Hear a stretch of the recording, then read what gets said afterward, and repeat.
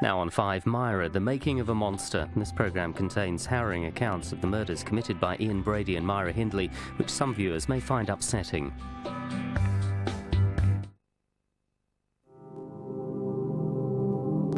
These are the eyes of Myra Hindley, the most hated child murderer in British history. She was intensely controversial. This painting, made from stencils of children's handprints, provoked storms of outrage when it was first shown a few years ago. And when she died in November 2002, after 37 years in prison, she was still front-page headlines. She was the devil, the woman Britain loved to hate. She was so notorious that the name Myra has now fallen into almost total disuse. And even at her cremation, the media were waiting for her.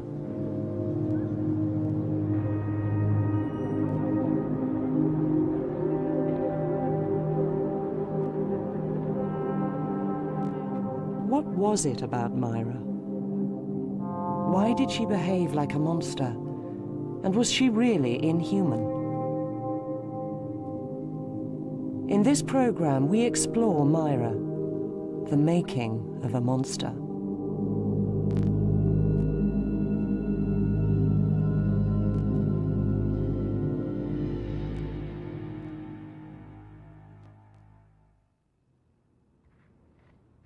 Manchester in the 1960s.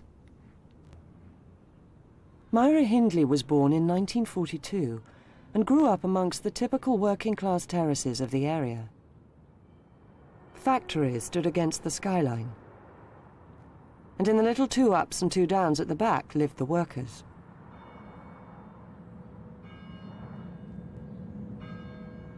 As a teenager, the Catholic Church played an important part in Myra's life. She worshipped regularly here at the monastery of St. Francis, which loomed large in the life of the neighbourhood. She was neither bright nor backward, and went to the local secondary modern high school. There was no suggestion of anything abnormal in her upbringing. There is nothing whatever in Myra Hindley's background that would predict that she would become a serial killer. You know, she's not known to have tortured animals. She was not kind of beaten and sexually abused routinely by both her parents. Nothing horrendous like that. Yes, there was, if you like, for her social class background, etc., you know, an average amount of problems. Her father is supposed to have hit her mother a bit, which is not uncommon at all in those days. You know, she was the eldest sister. Perhaps she got treated differently. Perhaps she did have some. I mean, I'm sure she did have some experiences of emotional deprivation and some experiences of mildly abusive maltreatment. But this is not what you find in the backgrounds of serial killers. She did actually appear to be a perfectly normal girl, with the same aspirations as most of her friends. She wanted to get married, she wanted to have children, have a family. She was quite tough. I mean, those who played netball with her at school said she was definitely a toughie. She wasn't one who would give in easily. She was a leader. She accumulated girls around her. But she seemed in every possible way to be absolutely just the product of her time and place. After leaving school, Myra Hindley did several jobs till eventually, in 1961, she became a secretary here at Millwoods Merchandising, a small factory. She was 19. Also working at the factory was a 23-year-old Glaswegian, Ian Brady. Myra fell in love with him. He was actually a very good-looking chap in his early days. He also drove around on a motorbike, and he was rather different from everybody she'd ever met before. She actually said he was the first man she'd known who had clean fingernails, coming from a kind of solidly blue-collar background where everybody had manual jobs. That was perhaps true. She was attracted to his elusiveness. He would sit in the office reading strange books, and I mean really strange. He would read Mein Kampf and things like that. He was a pseudo-intellectual, and she was quite attracted to that. He was different, he was interesting, and even more important, he took very little notice of her. And like many young girls, she fell in love with a man who was being distant and unavailable, and of course that makes the passion a lot stronger. She became more and more desperate to attract his attention. She wrote this rather schoolgirlish diary at the time about, he looked at me today and Ian was in a bad mood today. Rather silly little things, but she was very determined she was going to get her man, and he was the man she wanted. And get her man she did. Ian and Myra became an item. Today, a world away from the rough streets of Manchester in the tranquility of rural Ireland, lives a man who was a key witness in the drama that became known as the Moor's murders. He was Myra Hindley's brother-in-law, and apart from her and Brady, the only other person who actually saw one of the murders taking place. He became a central figure in the most infamous criminal case in 20th century British history. He has spoken only rarely about what he saw, but in this programme he will tell us the full story of what happened back then in the 1960s. Brady, if you say he was 100% evil, he was every name you can put on him. He was them and more. But in all honesty, Brady slept with the devil, and that was her.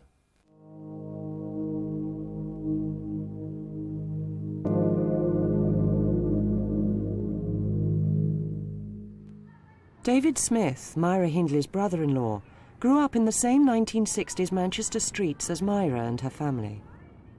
The streets were innocent. What I mean by that is kids could come home from school. If mum and dad were out at work, it didn't matter. Neighbours were there. They could have a jam sandwich and disappear for a couple of hours. That wouldn't raise concern. That would not be a problem. This was just the way of the streets. They were safe. A nice place to come from and a nice place to be.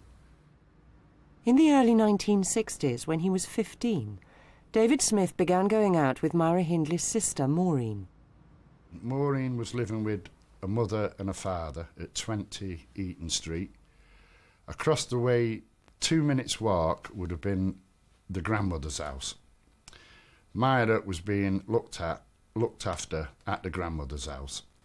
At this stage now, I'm getting very close to Maureen, and I made her pregnant, and we married when I was 16. Up to me marrying Maureen, I had no social connection with Brady or Hindley, other than a nodding acquaintance. But now the couples began making occasional trips together in Myra Hindley's car. On one early outing, Brady showed a hint of violence. We was on a motorway and a car had cut us up.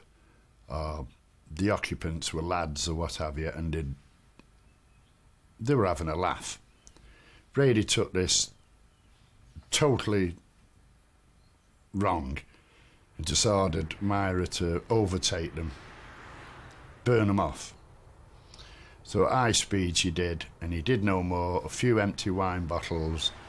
He positioned himself at the back of our vehicle and just threw them at the car, aiming for the windscreen. This is the first time he shows any being irrational. David and Maureen suffered a tragedy when their 6-month-old baby died.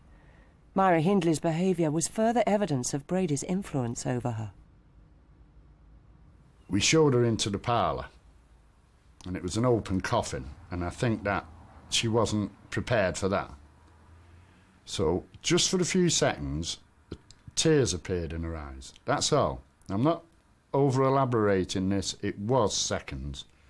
And it had smudged the makeup under her eyes. She wore very dusty Springfield-type makeup under the eyes, very heavy black mascara-type eye makeup. And the watering of her eyes had made the makeup run. She quickly got a grip of herself, and then she was more concerned about if she went outside and Ian would notice that she'd showed emotion. And I've got to emphasise, it's only a few seconds of emotion.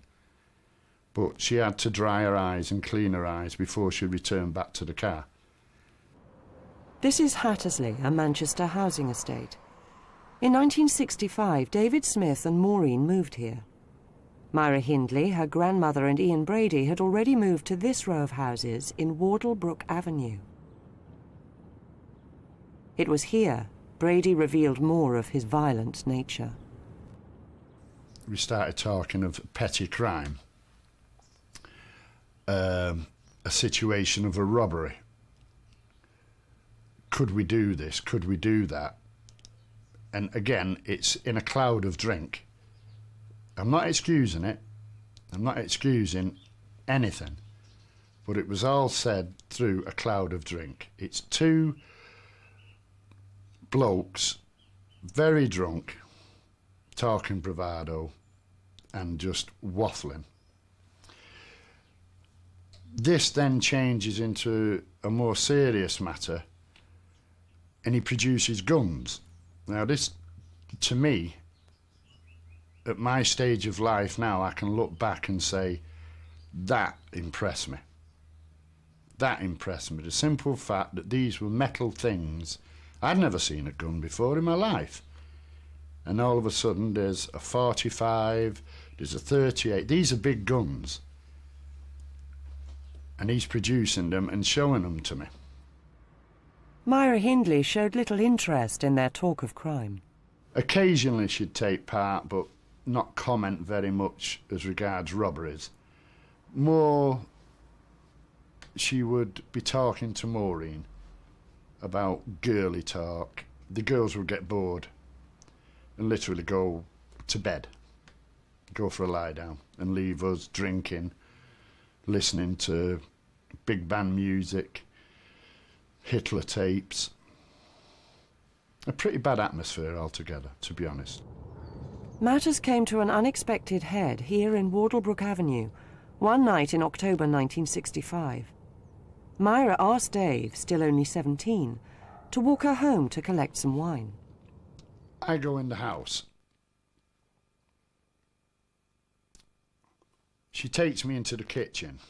To the right is the living room. Straight ahead is the kitchen. It's a very small house. To the left is a set of stairs. That is the entrance hall.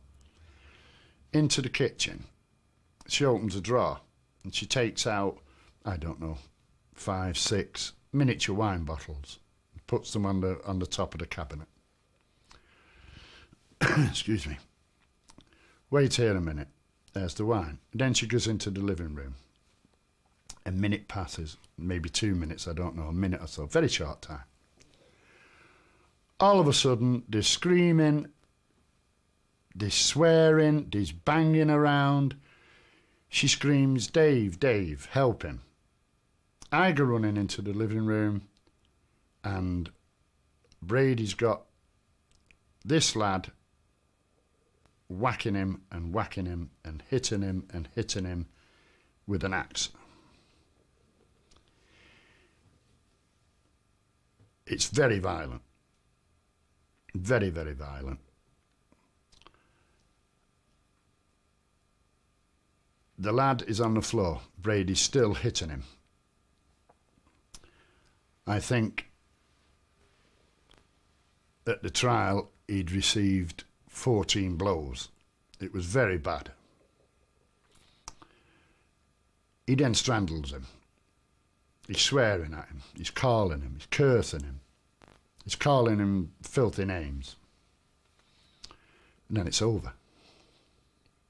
It stops.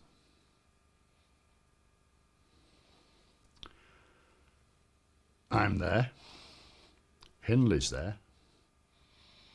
And Brady's there.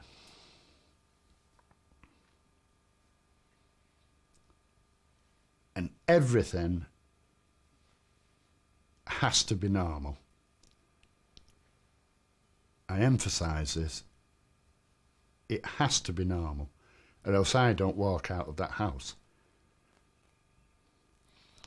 Now, what steps are taken after that is purely leading up to me going out of that house. I don't care as long as I get out of that house.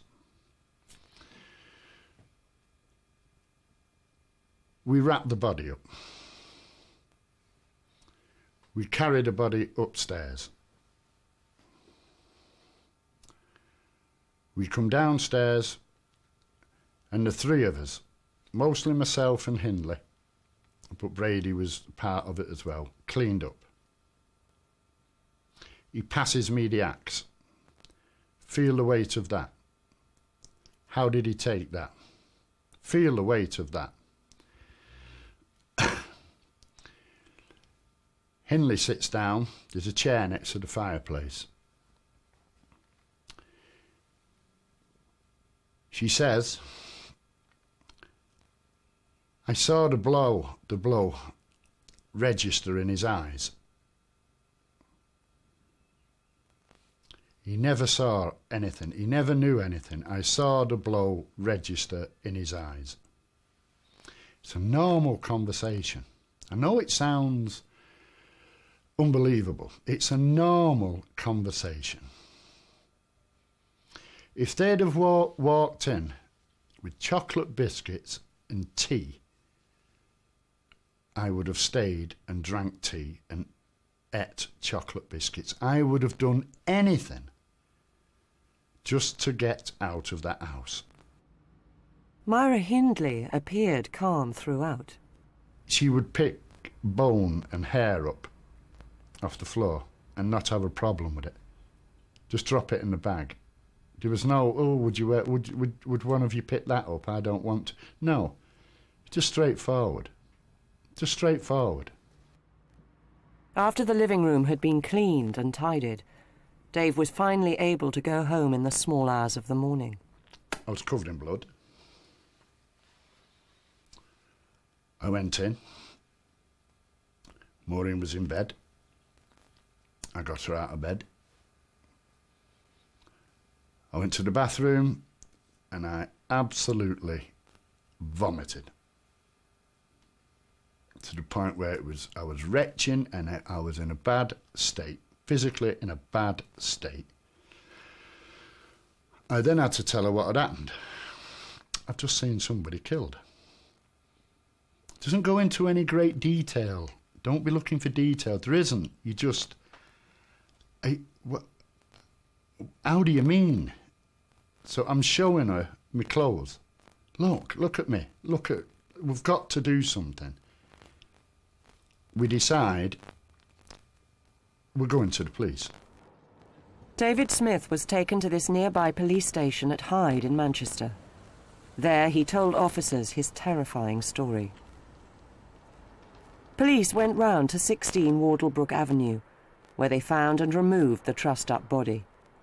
They then arrested Brady, who was brought here for questioning. Later that morning, local journalist Clive Entwistle was plunged without warning into the biggest story of his career.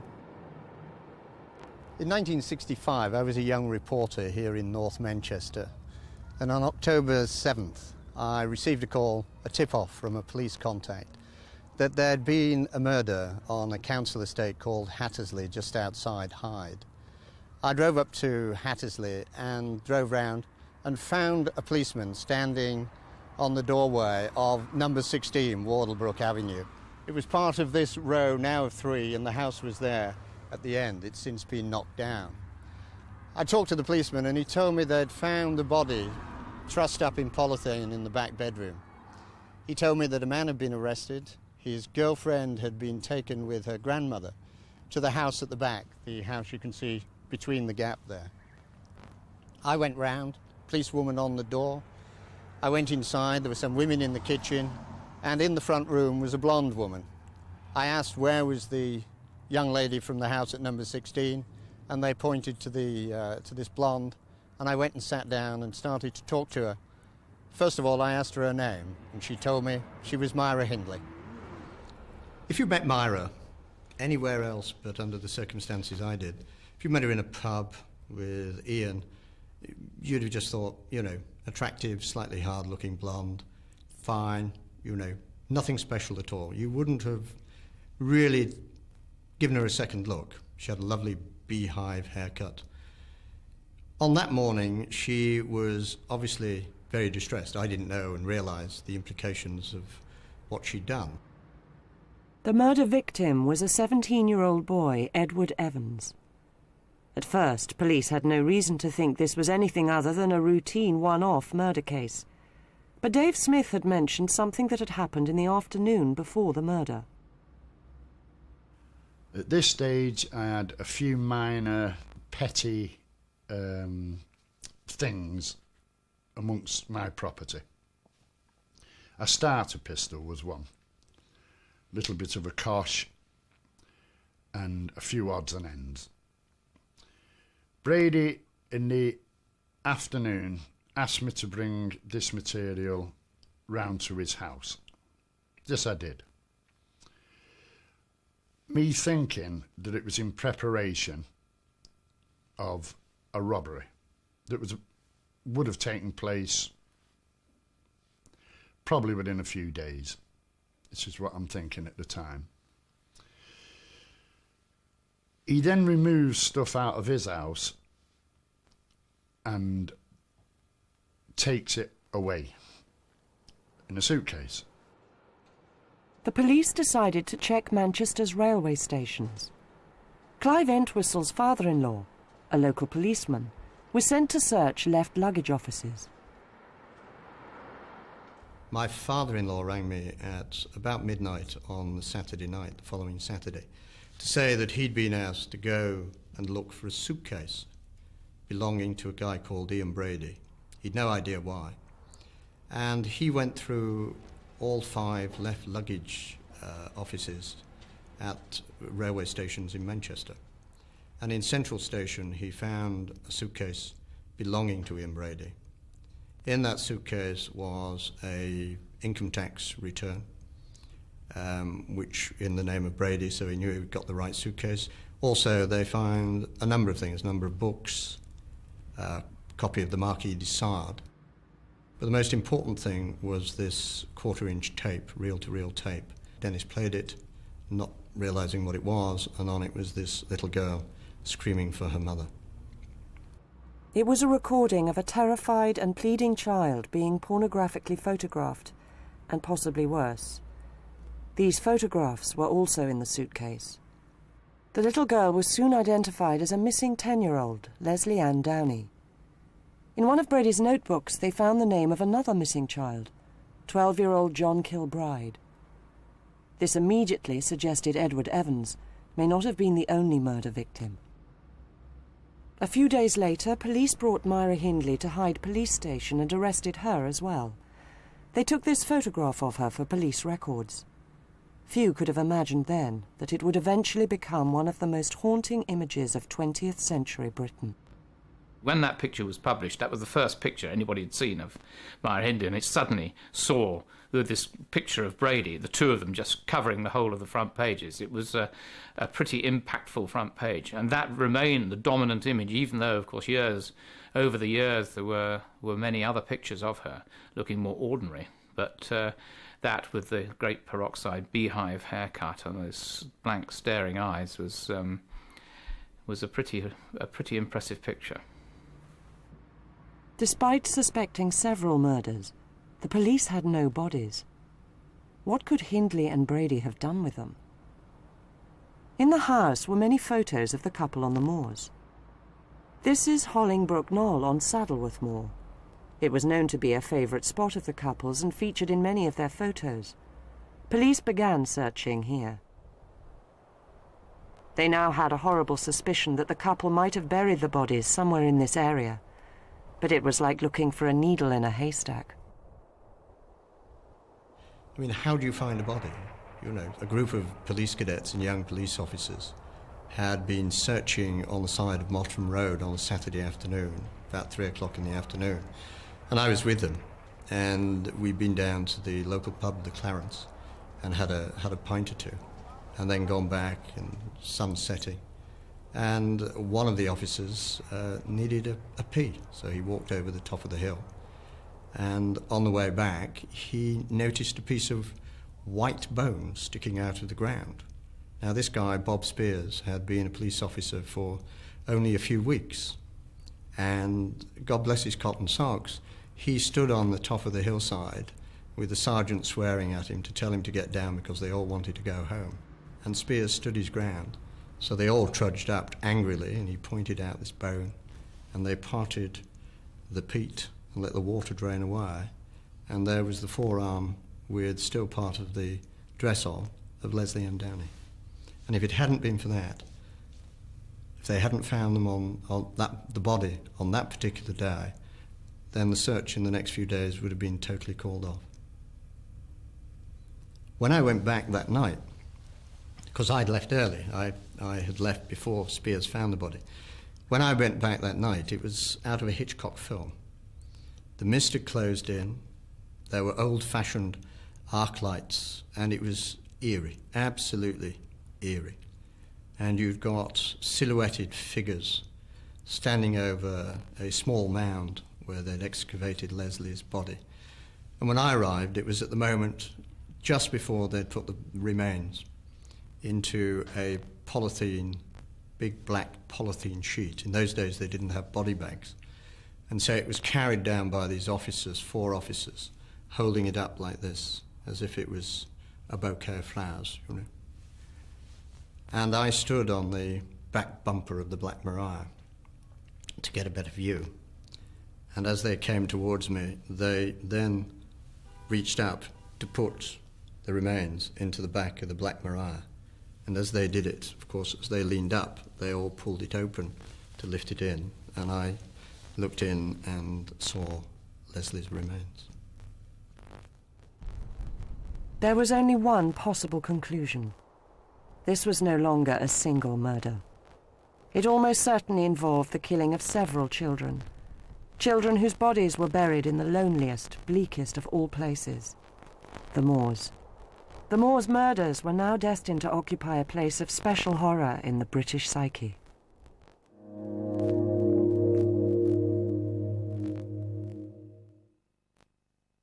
Think about it.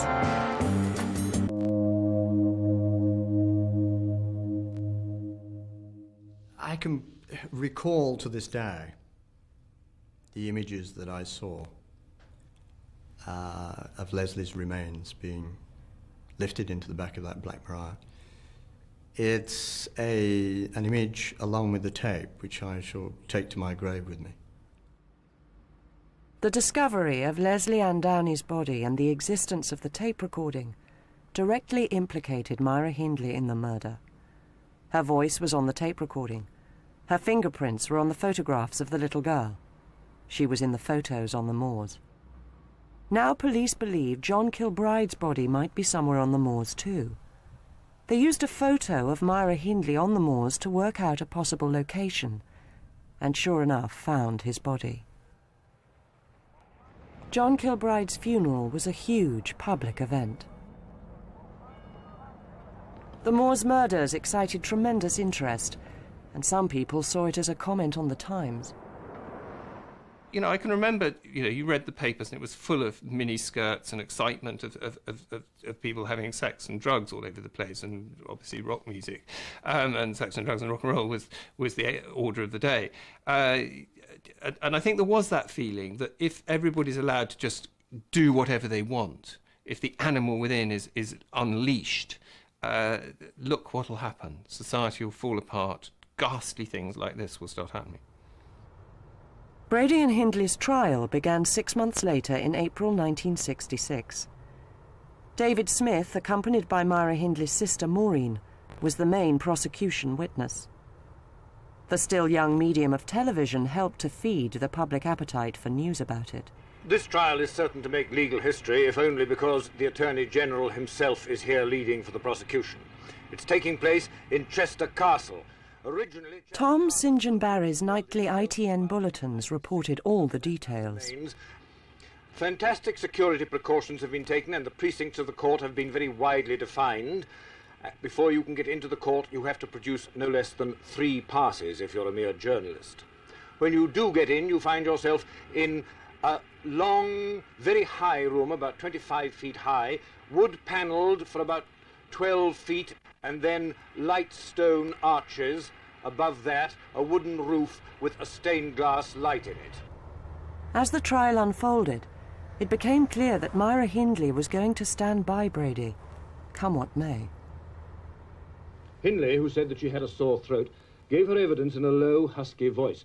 She said that she had loved Brady and still loved him. When she was cross-examined about her part in the nude photographing session with the child, Lesley and Downey, she said, "I offer no defence for that. It was indefensible and cruel." She said she didn't know that Brady was tape recording the session and that she was ashamed when she heard the tape played later. It was this tape recording that really caused a sensation. People were absolutely riveted by it. To see this story of a young man and a young woman, a girl of only 18, apparently doing horrific crimes. But even then, it didn't take off, really, until the tapes were revealed. And that is what I think has been the driving force of the Moor's murder. I mean, the Moors themselves, of course, produced a fantastic background to such evil. And but the tapes were the thing that finally sold it. When it was played in court, it was played to an absolute packed but hushed courtroom. You could have heard a pin drop. And as it was played, you could see grown men, tears welling up in their eyes. I mean, it was horrific because it wasn't so much what was on the tape, it was what you imagined and knew was happening to that little girl. Brady was convicted of 3 murders, Hindley of 2. By an astonishing piece of luck, they escaped being hanged only because hanging had been abolished a month after their arrest. As a result, they were both sentenced to life imprisonment. These were 3 calculated, cruel and cold-blooded murders, was what Mr. Justice Fenton Atkinson said, and I passed the only sentence the law allows. After sentences, he praised the police investigation of the utmost skill and thoroughness which brought these matters to light. Outside, a small crowd of sightseers, most of them staff from the neighbouring county council officers, gathered in the courtyard of the castle to see the prisoners removed. Then the police cleared the forecourt, and as a van with 2 white police cars escorting it swept through the archway of the castle, there was booing from a crowd which had gathered outside. The duration of their imprisonment is now entirely at the discretion of the Home Secretary. The Home Office said tonight that a life sentence means just what it says. Normal practice nowadays is to release a life prisoner on licence after about 10 years. In some recent cases, judges have recommended that the sentences they passed should not be reviewed for a certain set period, but no such recommendation was made in either case today.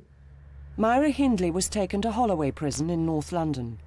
She never saw Brady again.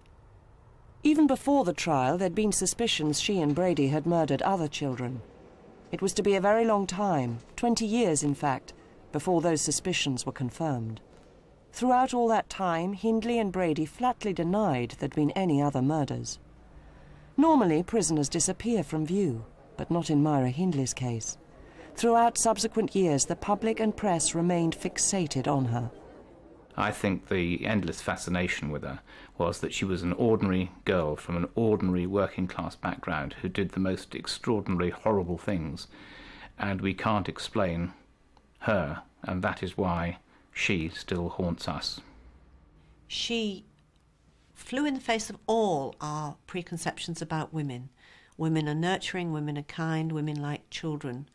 Men, on the other hand, can be cruel, can be tough, can be whatever. She flew in the face of all that. She also, at her trial, maintained that very hard, resolute front. She didn't portray herself as soft at all. In fact, I've always maintained that if Myra Hindley had played her trial differently, she would probably have been out after about 7 years. I mean, she could have played the part of his acolyte and very much under his thumb, and she could have played a very soft and remorseful role at that trial. But she didn't. She was stony-faced, she was tough, she was hard. There was the famous police photograph of her with the blonde hair, staring straight to the camera, looking tough, looking hard. And that's how she became remembered and known. And she became a figure for universal hatred. Much more than Ian Brady, interestingly, who is just perceived as perhaps, a rather sad, mad, evil man. Incessant press interest kept Myra Hindley in the public eye. An early story was the extraordinary case of the governor of Holloway taking her for a walk on Hampstead Heath. Dorothy Wing was the governor of Holloway, And she, like so many people in Myra's life, was seduced by Myra in the sense that she came to believe that Myra was an interesting, intelligent and better person than her crimes would suggest. And she wanted to improve her life. And this happened to the extent that she actually took her out for a walk on Hampstead Heath with her dog. I think it was perfectly innocent on Dorothy Wing's part, but it was a really foolish and foolhardy thing to do with such a celebrity prisoner. Another episode in the Myra Hindley saga was a full-blown escape attempt. This was made doubly lurid by the revelation that Myra Hindley was now having a lesbian relationship with a prison officer who had tried to free her. Pat Cairns was a prison officer. She was a lesbian. She was actually living with another prison officer at the time. She came to work on the wing where Myra was, and she ruffled the feathers of all the girls, and Myra fancied her and fell in love with her straight away. And this became an ongoing love affair. Notes were smuggled between the two. They had secret meetings in the chapel. They had secret little snogging sessions here and there. And eventually a plot was hatched that they would actually spring Myra Hindley from prison. It sounds bizarre, but it was quite an advanced plot. Casts were made of keys, plans were made, everything was afoot, and then one of the women who was involved as a go-between actually shot them. But even though her actions suggested a lack of remorse, many who met Myra Hindley spoke well of her.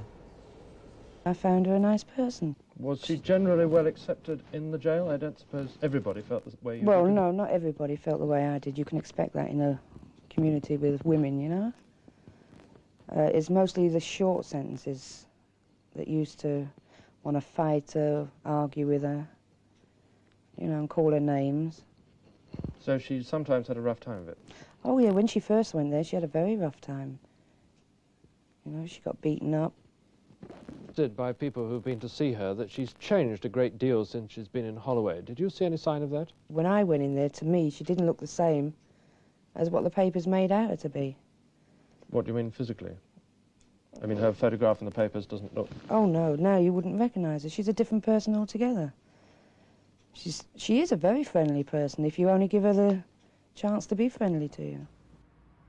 As the years passed, Myra Hindley studied for an Open University degree and renewed her involvement with Catholicism. Lord Longford, a former government minister and well-known prison reformer, famously became convinced of her repentance and campaigned for her release. I've known her for 8 years, and I think although I've seen her every 3 months for 8 years, and so I know her better than I know most criminals. And if I'm going to have an opinion at all, I would feel sure that she wouldn't do any harm to anybody. And I don't know anybody who's known her in the course of that 8 years who thinks she would do any harm to anybody if she came out. But the people who say she ought to be there forever are people who say, in view of the terrible crimes she was associated with, life ought to mean life. That's a different point of view, but I'm rejecting that as totally un-Christian. Although disguised to protect her anonymity, Myra Hindley's sister Maureen also spoke up for her. Do you think that she can be treated as if she were in exactly the same category as other people serving life sentences? Yes, I think she could now. Now that she's severed herself away from Ian Brady, yeah. It's a long time since she's wrote to him. It's a long time since she's had any connections with him. And I feel now that she's... I feel that it's not my personal opinion, but I feel that if she was like that tomorrow, she would never consider it.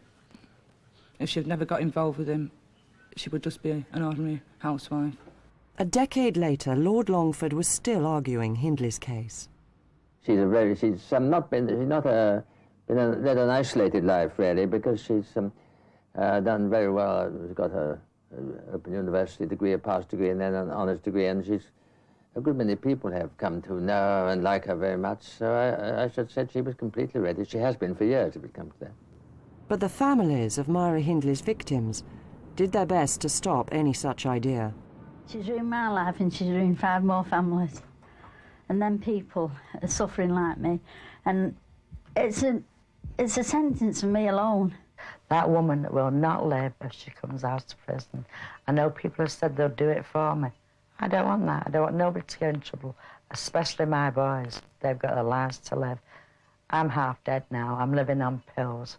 I will willingly do that woman in and take my punishment, and I will expect to be put in prison where I should stay until the end of my days. And so controversy kept Myra Hindley in the public eye well into the mid-1980s, 20 years after her original conviction. But of course few had ever seen her since then, and those who did found it a shock. At that time, writer Peter Stanford was editor of the Catholic Herald. Through Lord Longford, he became interested in Myra Hindley's case and began the first of many visits to her. Women's prisons are very mixed. You'll have women in there who haven't paid their TV licences and women in there who are mass murderers, all kind of mixed in together. And so you're sitting in the waiting room and the names are all called out, and all these kind of grannies and children of these poor women kind of go in to see everybody. And I suppose naively I was waiting for someone to say Hindley. And no one did. And in the end, I was the only person left sitting in the waiting room, and the prison officer came over and said, "Have you come to see Myra Hindley?" And I said yes, so I'm not quite sure what the reaction was going to be, really. And so they shoved me through into the visiting room. And, I looked around the room for a woman with blonde hair and a stern, unbending expression, and there was no one there who fitted the description. And in the end, someone ushered me towards, I suppose I could have worked it out because it was the only empty table. And the woman sitting on the other side, I mean, you just wouldn't have recognised her from the photograph. And I think that's one of the very important things about Myra, and that most people believed that she was completely unchanged from that particular image in the mid-1960s. And, here we were over 20 years later, and, surprise, surprise, she changed. She was a different person. What was she like? She was very, very pale. Her face was very veined. I mean, she didn't look at all well. She had reddy, purpley hair, I think, the first time I met her, which was cut in a bit of a sort of 1970s cut. She had an extraordinary voice. Her voice was very. She spoke very, very slowly and had quite a deep voice. She smoked like a chimney. She consumed chocolate quite a lot. They have this thing where you bought chocolate from the kind of the trolley and handed it out. So all those things. I mean, in many ways, very normal. It was almost that thing you had to kind of sit there and kind of pinch yourself and thinking, I am now sitting opposite the woman that the tabloid newspapers tell me is the most wicked woman ever to have lived. And you'd be having a perfectly normal conversation about a television programme you'd watched or a book you'd read, or I remember she was fascinated by Margaret Thatcher, talking to her about politics and Margaret Thatcher, in the same way that you talk to anybody.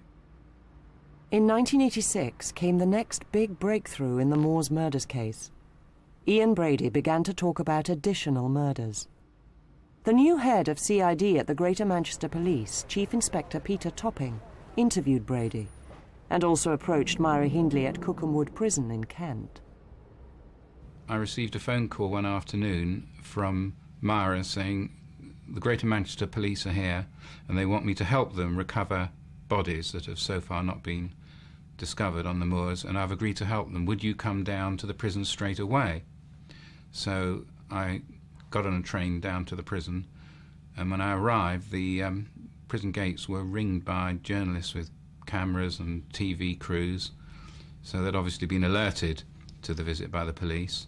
And when I went inside the prison, Myra was with Mr. Topping and his assistant, Mr. Knupfler. There were maps and plans all over the room, and they'd been poring over them. Then a statement in Hindley's own words, read by her solicitor.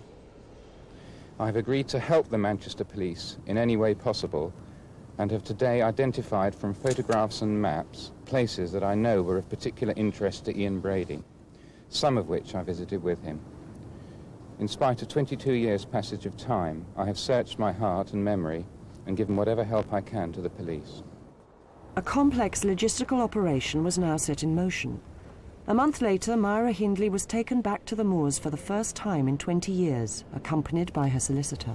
I was collected and taken to a caravan up on the moors where I met Myra. She had been taken from Cookhamwood the day before and had slept the night in a police training college somewhere in the Midlands. And I remember she was all excited because for the first time in years she'd been in a double bed, and for the first time in her life she'd slept under a duvet, which she found extremely strange. And so the day began. We'd agreed I would be with her throughout. Mr. Topping was there, Mr. Knupfler was there, several officers were there. A man from the Home Office was there to witness the proceedings, and there were police round and about with rifles. You could see their silhouettes on the skyline, just making sure that no intruders tried to have a go at us, or her in particular. That was a big fear. The sky was full of helicopters, press helicopters, who had got word that we were up there, and they came down very, very close. It was snowing, and so the snowflakes were being whisked up into our faces, and it was all rather frightening at times, because they were trying to get as close as possible to Myra to get the best pictures of her. The police were trying to find the grave of a missing 10-year-old boy, Keith Bennett. They also wanted Myra Hindley to help them find the grave of a missing teenager, Pauline Reade. Right towards the end of the day, it was getting very dark. It was close to the grave of the former grave of Lesley and Downey, and when we walked close to it, she pointed in the general direction of where she thought Pauline Reade's grave was, and advised Mr. Topping to dig in that direction over there. Some months later, police did find the body in the area Myra Hindley had indicated. A quarter of a century after they found the body of 10-year-old Lesley Ann Downey near this bleak spot on Saddleworth Moor, police found a third apparent victim of the Moor's murderers. Pauline Reade's funeral was a reminder of the events and places that had figured prominently in the news 20 years before. Mrs. Joan Reade, who left hospital for the day to attend the funeral, led the mourners with her husband Amos. For 24 painful years they've waited for this day, when they could at last give their daughter the dignity of a Christian burial. As the cortege made its way through the Gorton area of Manchester, neighbours stood silently in memory of Pauline. Among the mourners today was Detective Chief Superintendent Peter Topping, seen here with the father of John Kilbride, another Moor's victim. Myra Hindley had known Pauline, and they had both worshipped here at St. Francis. By a sad irony, it was from here that Pauline was now committed for burial. At the graveside, the mother of Lesley Ann Downey, yet another child murdered on the moors. More than 2 decades after her death, Pauline Reade's family were at last able to lay their daughter to rest. The closing chapter of her tragic life had finally been written.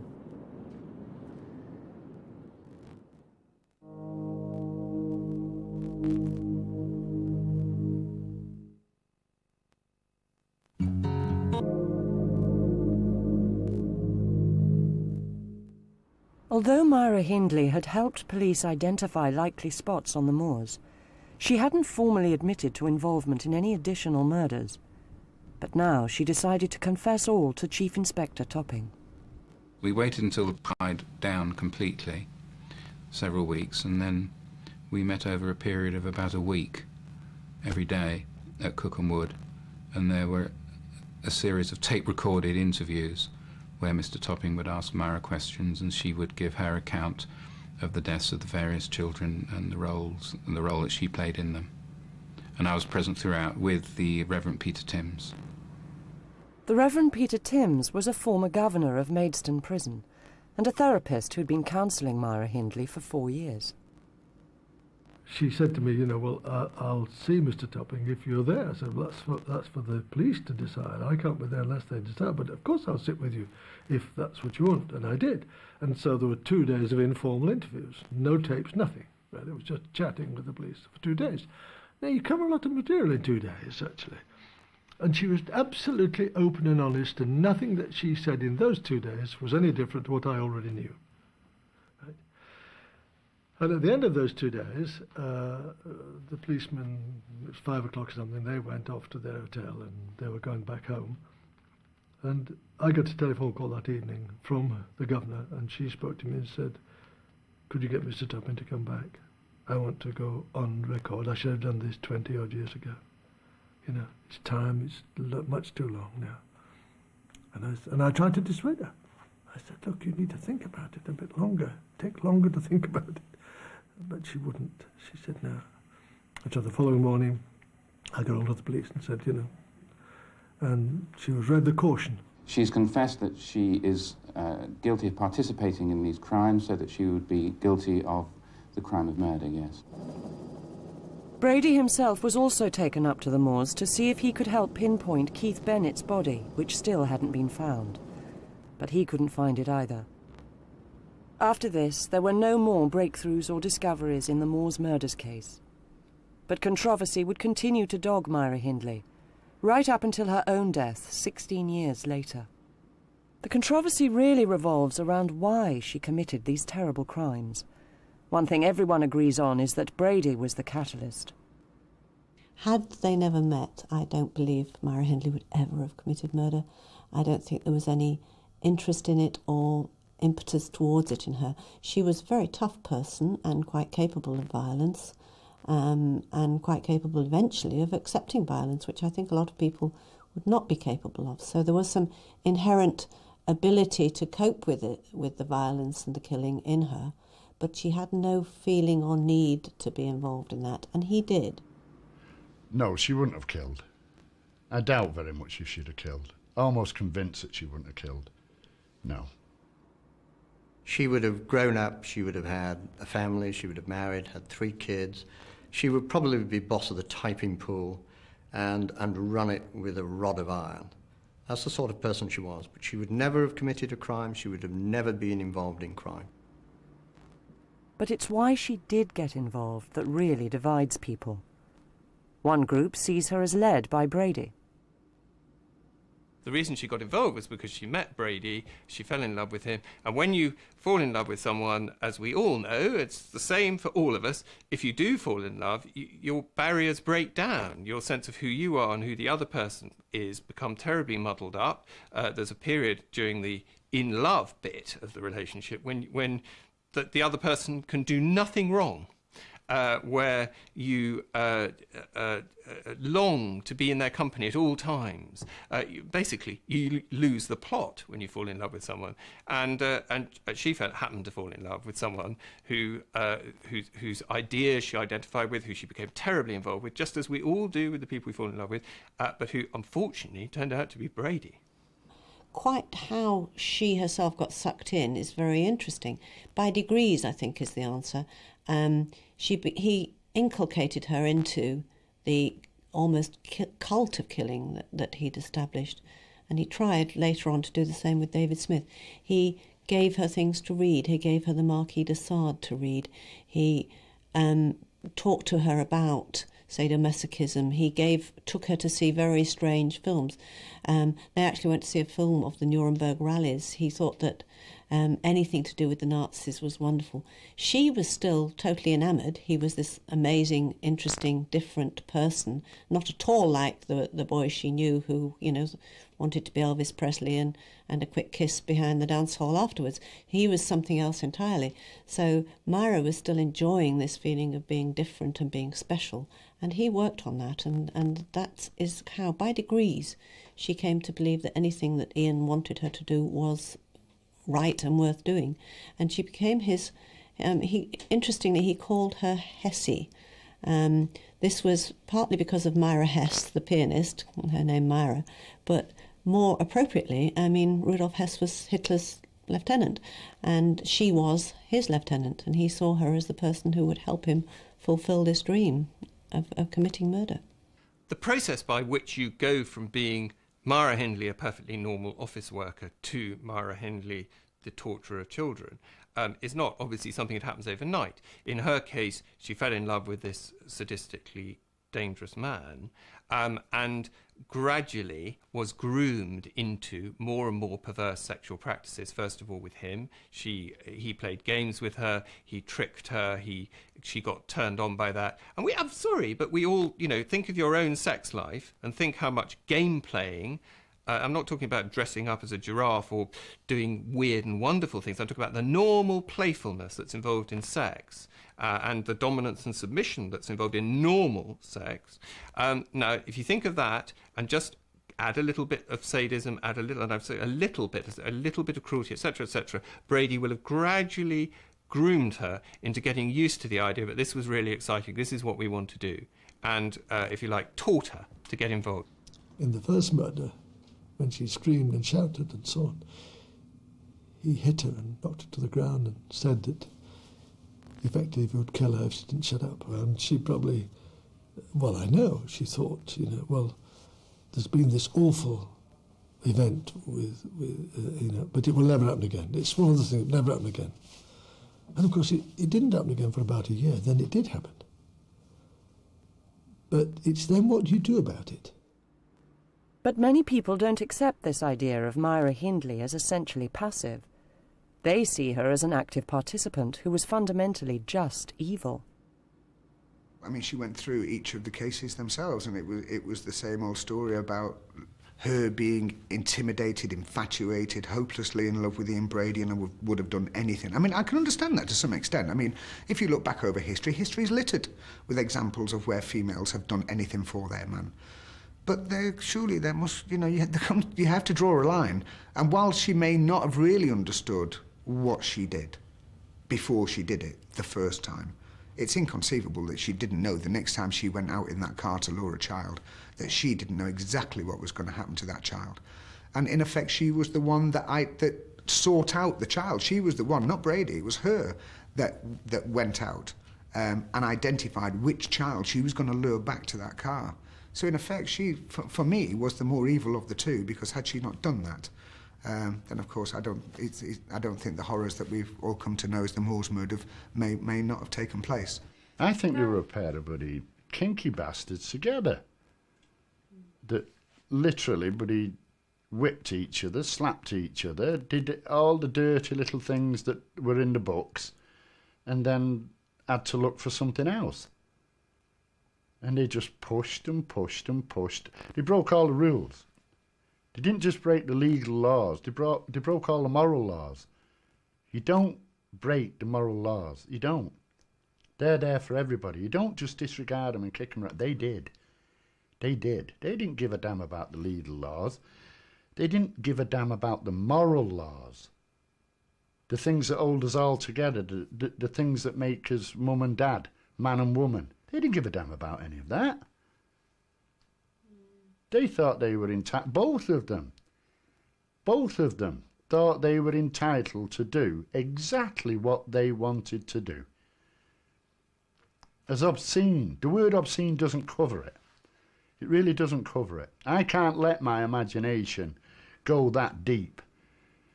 When you meet a female who's so out of touch with her emotions as a woman, that she does those kind of things, and not just once, but does it 5 times over a 2-3 year period, then I think that people are entitled to say, no, that she was evil. Mark Leach also inclines to the widely held view that she was never genuinely remorseful. She said that she was remorseful, but I saw no signs of that. I mean, there was no tear in her eye, there was nothing. I mean, simply repeating by rote, yes, I'm sorry, I did it, I shouldn't have done that. It didn't break any ice with me, I have to say. And I've met people in prison who are genuinely remorseful for what they have done, genuinely, and I mean that, genuinely remorseful. She would say very clearly that he couldn't have done it without her, that she lured the children, that she knew exactly what he was doing, that often she joined in that, and that at any stage she could have stopped him, she could have stopped him, she could have shopped him. Those thoughts constantly went through her mind, and a constant process of reflection as to how she got in that situation. And what came over very, very strongly in those conversations was her remorse. Her detractors also saw her as manipulative, especially in getting privileges in prison. I think she was very calculating and very able to manipulate management inside a prison, because she knew that whatever she did would attract media attention. She didn't lead a life. She wasn't laughing her head off at the public. She was a sad person. I spent many hours with her, and they were nearly all sad hours. She was a deeply sad and depressed person. She wasn't enjoying herself in prison in a luxurious cell, and insofar as she may or may not have had lesbian relationships, well, that's nothing unusual in a woman's prison, I can assure you. There was a photograph of her when she was smiling that the Sun got hold of. I think it was when she was awarded her degree in the humanities. She was smiling. She'd just been awarded a degree.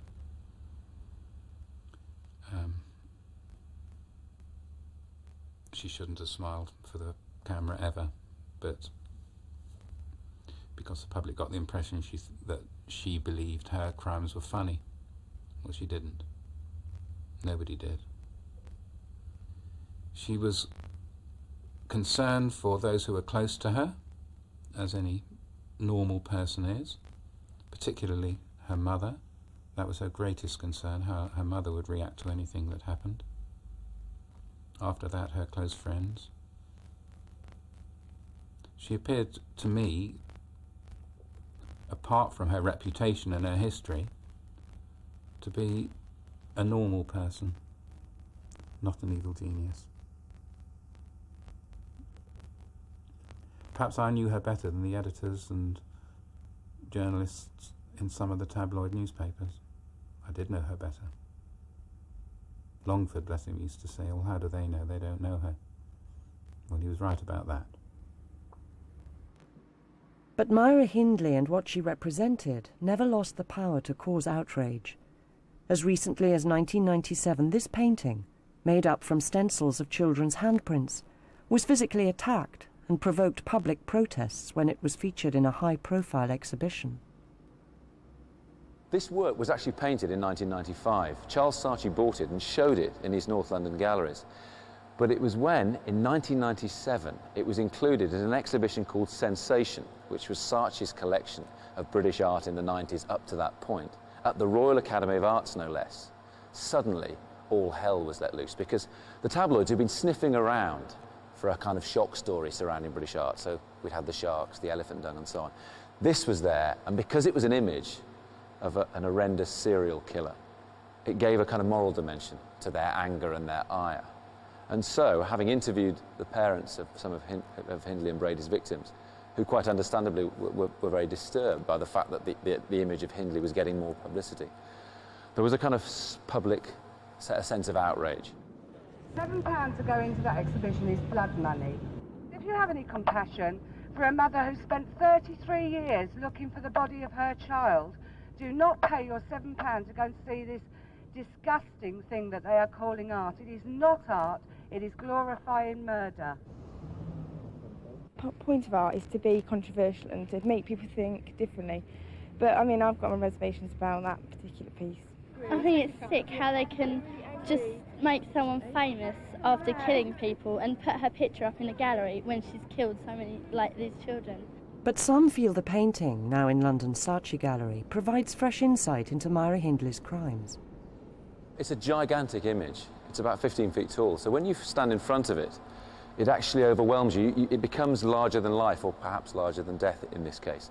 And normally when you see the image of Myra, from which this is based, it's about this big, and it's on the front cover of a newspaper. And you study that image of Myra Hindley and try and make sense of why that face, why that woman could do what she did. How is that possible? And you end up staring into the eyes, which seem absolutely empty. But in the end, what you see are these little tiny pixelated dots, because that's how newspaper images are made. When you stand in front of this, you realise that the dots have been replaced by the stenciled hands of children. And that's very interesting on a number of levels, because it's as if Marcus Harvey, the painter, is letting children reclaim the image of a woman who's responsible for killing 5 of them, torturing 5 of them. But also, it reminds us that we can never look at Hindley's face without that veil of depravity in front of it as to what she's done. And David Smith also finds the famous image of Myra Hindley eternally chilling. I've always had this feeling. The photograph of Hindley, to me, that is Myra Hindley. That is the real Hindley. Not some photograph taken inside a prison, surrounded with cuddly toys and smiling sweetly into a camera. That is not the real Myra Hindley. That photo, the police photograph that was taken on her arrest, that is the real Myra Hindley. You look at this photograph of Hindley, you see the hard case of Hindley. You see the hard jawline. You see the haircut. You don't see arrogance. You don't see fear. She's not frightened. But look at the eyes. Look right into them eyes on that photograph. The bottomless, the empty. There's not a spark in them eyes. And that's what makes that photograph for me the Myra Hindley that I know.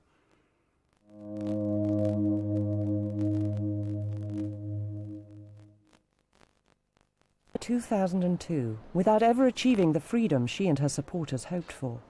On the issue of whether she should ever have been released, as with so many other issues, she still has the power to divide opinion. Life sentence is a justifiable sentence, life for life.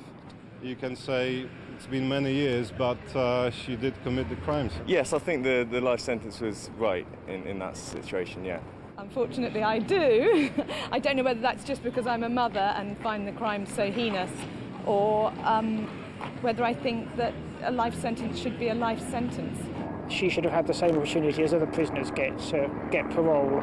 Just to say that, well, she committed these crimes and therefore she's going to stay evil the rest of her life is a bit kind of narrow-minded, I think. You know, she's obviously had a hell of a long time to think about what she's done. She wasn't a threat to anybody beyond a certain point, I think, and I think that she should have been released maybe under supervision. I mean, isn't the whole sort of justice thing about trying to rehabilitate people?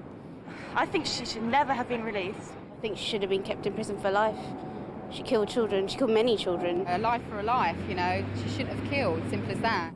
Our abiding interest in Myra Hindley is perhaps understandable. We are and always have been fascinated by acts of extreme evil. Yet the continuing media portrayal of her as a demon, inhuman and utterly different from ourselves, may conceal an uncomfortable truth. A lot of people will look at Hindley and they'll say, look, she had responsibility for this. Her brother-in-law witnessed one of the murders and immediately went and phoned the police. Why in God's name didn't she? If there wasn't something fundamentally flawed about her, why didn't she do what her normal brother-in-law did? And of course, there's a very, very simple answer to that. Think of Nazi Germany in 1933, 1934, 1935. As people gradually got sucked into the Nazi fantasy, they gradually found themselves perfectly normal people, completely mentally healthy people who had perfectly good early childhoods or perfectly good genes and had nothing spiritually wrong with them whatsoever, no evil within them, found themselves murdering Jews. 6 million of them. I think, you know, as a society, we needed to see her as a very abnormal, vicious, hard woman. She clearly wasn't that. She really wasn't. She was an intelligent, interesting, somewhat manipulative, somewhat tough, but nonetheless no tougher than, you know, any woman who's running an office anywhere in this country. We needed to see her as different because there is a fear in all of us that perhaps we are capable of great evil given the situation. Even after her death, Myra Hindley's actions continue to blight lives. David Smith and others are still affected by what she did. Dave Smith became a pariah after Myra Hindley and Ian Brady were arrested, and the evidence began to come out at the committal about what they'd actually done. People believed that he couldn't be innocent, that there was no way he was not implicated in the murder of Edward Evans, and subsequently, as a result, that he must have been involved in the abduction and murder of children. He went through an appalling time. He didn't go out. If he did go out, he was beaten up, he was attacked, he was spat at, he couldn't get a job. He had an appalling time, and in fact, you know, fled the area for a long time, but still, people pursued him. As soon as people knew who he was, they went for him because they believed he was as guilty as Myra Hindley and Ian Brady, and he wasn't.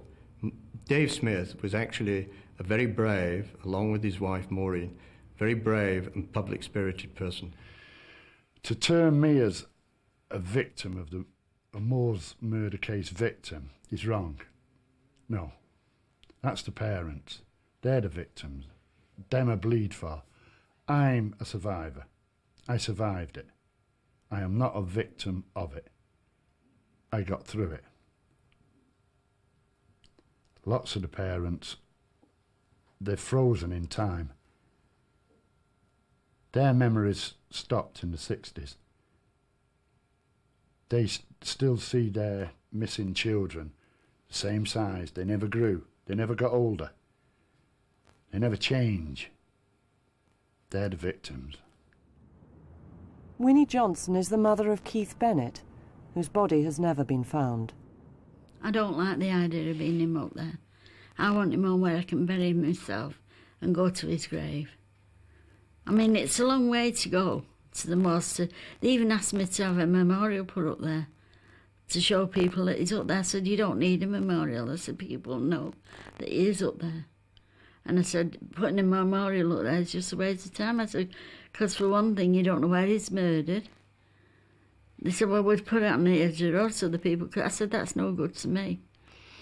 And then I started taking flowers up each Christmas, Easter, his birthday, his anniversary, and I've done it from there on in. And it's cost me loads of money, but I appreciate it. And when I go up there, I've got an awful feeling of being happy. I don't know why. I could stay up there for a week or more because I know he's there. Whether that is because he's there or not, I don't know.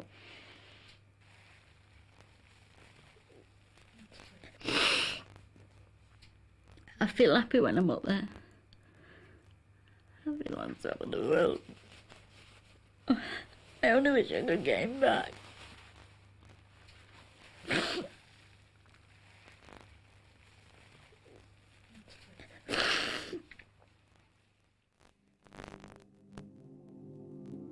Many of the people involved in the Moors murders case are now dead. Maureen Smith, Lord Longford, and of course Myra Hindley herself. Even after her death, Monster Myra lives on. Will she ever die?